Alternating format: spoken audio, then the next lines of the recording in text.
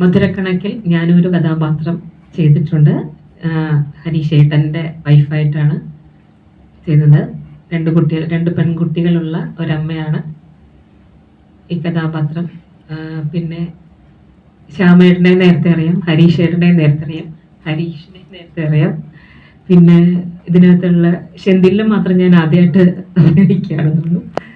പിന്നെ നമ്മുടെ നിർമ്മല അത് നേരത്തെ അറിയാം, എൻ്റെ ഒരു ബ്രദറായി പോലെയാണ്. ഇതിലുള്ള എല്ലാവരെയും നേരത്തെ അറിയുന്ന ആൾക്കാർ തന്നെയാണ്. ഇന്ദ്രൻസേട്ടനൊപ്പം ആണെങ്കിലും നേരത്തെ ഒരുപാട് മൂവീസൊക്കെ ചെയ്തിട്ടുണ്ട്. ജലധാര പമ്പ് സെറ്റൊക്കെ ഇപ്പോൾ വൈഫായിട്ടൊക്കെ ചെയ്തതാണ്.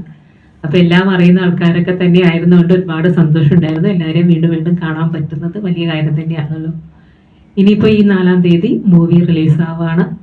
ഈ പടത്തിൻ്റെ മധുരമായ കണക്കുകളുടെ ആൻസർ നിങ്ങളാണ് ഇനി പറയേണ്ടത്.